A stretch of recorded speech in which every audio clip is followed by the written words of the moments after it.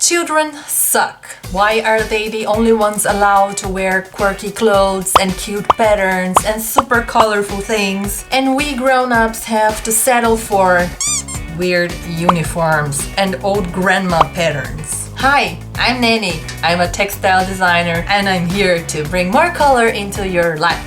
This is the third episode of my Disneybounding series and today's victim is Rapunzel. Let's start this, shall we? For this outfit, I am going for a dinner look. I want a square neckline, puffy sleeves, and a pleated skirt. I will use the colors of Rapunzel's dress in the movie, and I am using the most important and hilarious characters, Pascal and Max, or Maximus. He is the most epic horse I've ever seen. But this dress has a twist. I am using the Newlook 6508 sewing pattern, and the back of the dress will be showing some bacon because it's really warm, and if I'm wearing sleeves, which I generally don't do, I need another method of air conditioning my body.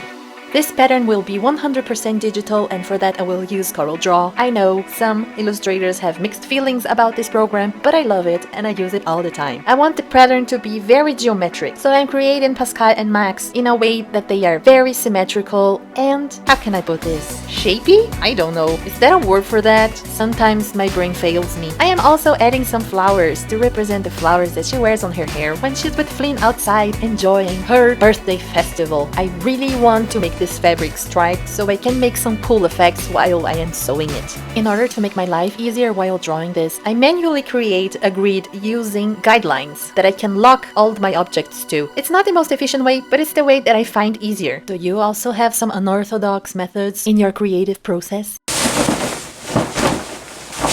After 2 months wait, the fabric arrived and the colors were perfect on point. I have nothing to say about this. And also the size turned out pretty great. The stripes are not large enough that will make me look like a wooden barrel, but they are not thin enough that you can't see the details. This pattern is also pretty easy to use and understand, even for rebels like me that never look at the instructions. I made a mistake in the back though. I cut it on the fold instead of cutting two separate pieces, which didn't allow me to have a seam allowance where I added the zipper at a later point. For the skirt, I just used the width of the fabric and I pleated one stripe on top of the other, leaving the lighter pinks out so it creates a cool motion.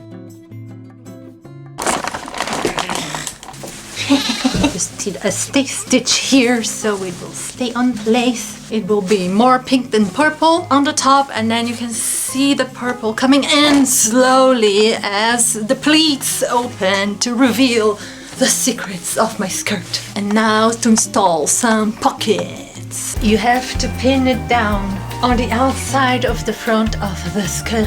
So like this, so that you can flip it over and sew the back of the skirt. Ooh, yes, you can see my bacon today.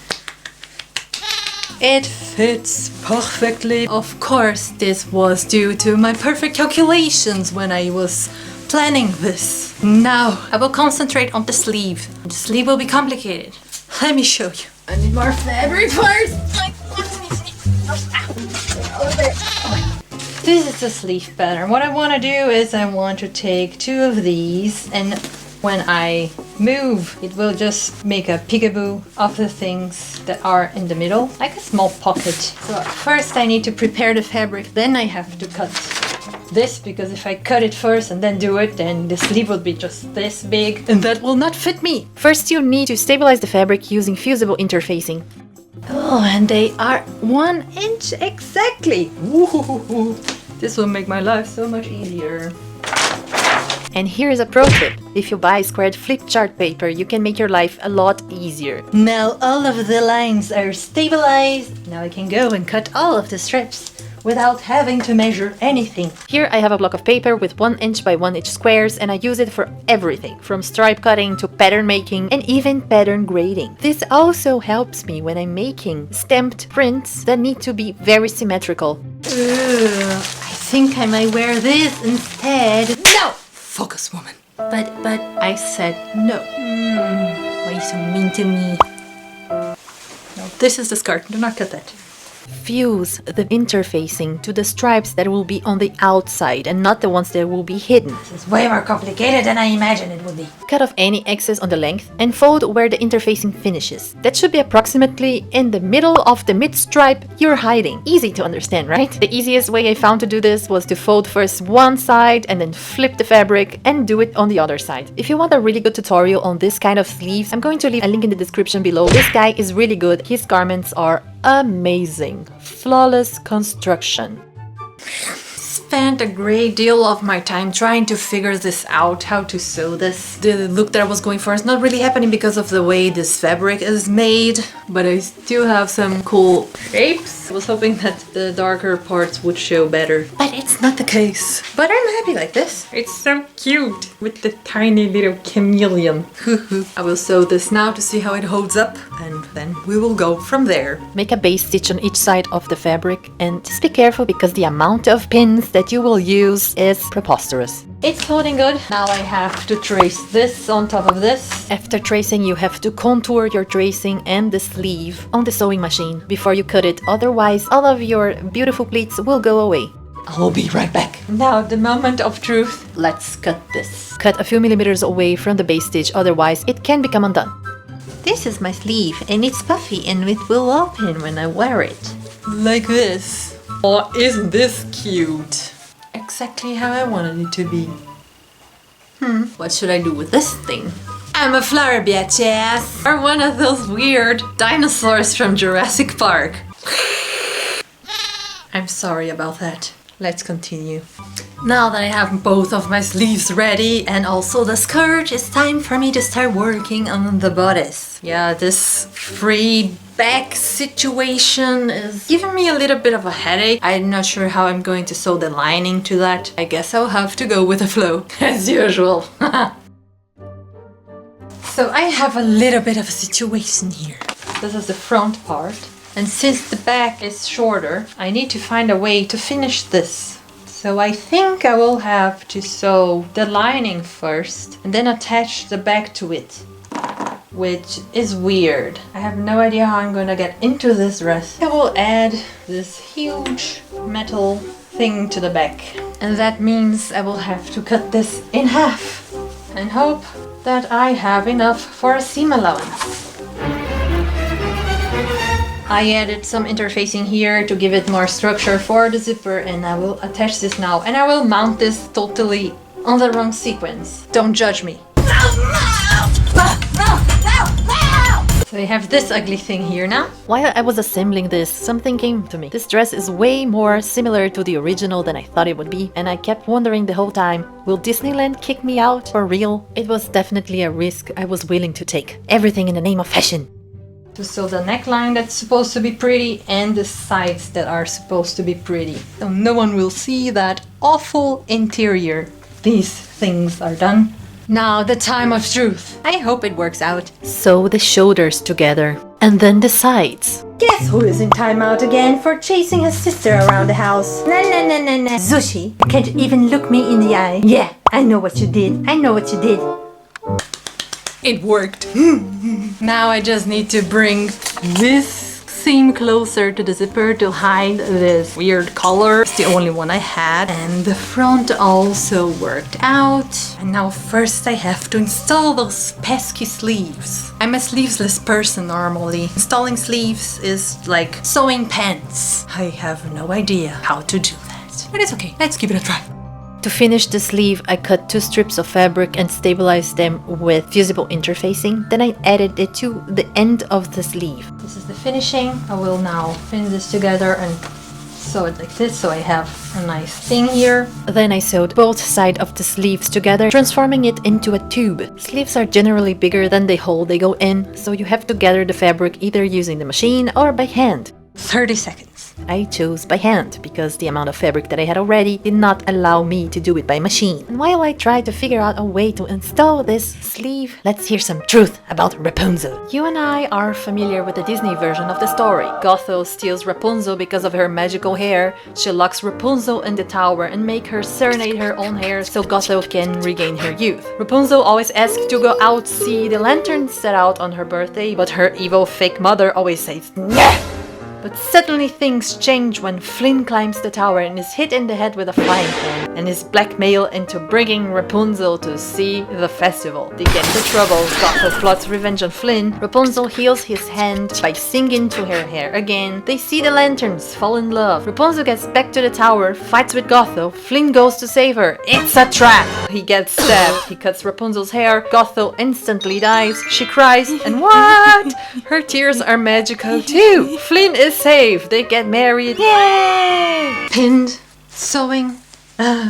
The true story, though, is a little bit different. Rapunzel is imprisoned by Gothel, who chants her famous saying, Rapunzel, Rapunzel, let down your hair, so I can climb the golden stairs. One day, the prince hears that, and gives it a try. He climbs the tower, sees Rapunzel, and they fall instantly in love. And this is when things get interesting. There are different versions of the story. In the first, Rapunzel gets pregnant, complains that her clothes are getting tighter in the midsection, and the second version, Rapunzel calls Gothel fat and tells her that the prince is way lighter to pull up than she is. Both lead to the same conclusion though. Gothel cuts Rapunzel's hair and throws her out in the wild to fend for herself. She then lures the prince, throws him out of the window, and he is blinded by thorns. Gothel then lets Rapunzel's hair fall out of the window by mistake, and she is entrapped in the tower forever. And do you know why Rapunzel was in prison in the first place? Because Rapunzel's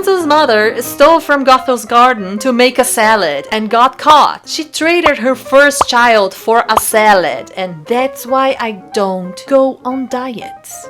Ooh, it worked out. Look at this. Oh my god. The top is done. Now I will work on the skirt. I first have to install a neckline. A neckline? No. Install a waistband on the back part of the skirt. Waistband. Fusible interfacing. With a lot of chameleons. The waistband is only on the back part because the front will be attached to the bodice. We need this to finish the skirt because since you're showing your back bacon, it will just look ugly if there's nothing there. The front part is attached. The back part has a waistband. Now I have to install the invisible zipper on the side. Of course, I needed to add an extra zipper to this dress because how am I supposed to get in and out of it otherwise? Any ideas? Buttons maybe. But I don't like buttons either. Velcro. With the wrong bra. It looks so pretty. I have to make some alterations because this happened. I have too much fabric here because I'm shorter. But other than that, I feel kind of Rapunzel-ish. Back to the drawing board. The surgery consisted of stripping the bodice from the skirt, cutting what I don't need, and sewing it back again. Well, the extra hour work was really worth it because now it's perfect and it's time for the review. I am in love with these sleeves. I seriously am in love with sleeves. From all of the dresses that I made for this series, this is by far my favorite one. And it's not just because I like the final result, but also because this movie has a very special place in my heart. That was the first time this Steve and I went on a date, 100 years ago, in a very small city in northern Germany.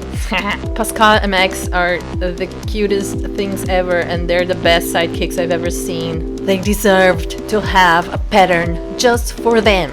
Although this dress has sleeves and doesn't show much cleavage, it's pretty light for the warm days. I wasn't sweating too much with it. This is the maximum adrenaline that I can. And that might be too much for me already.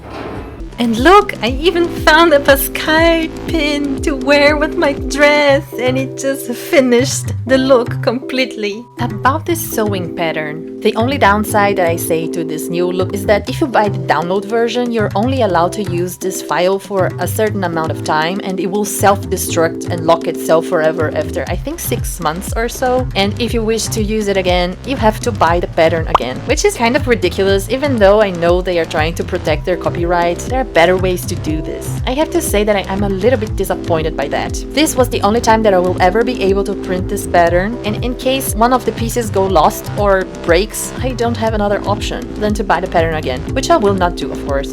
So much action now. So much action. Yes.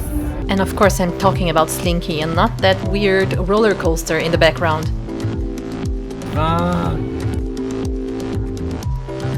And what are your thoughts on this look?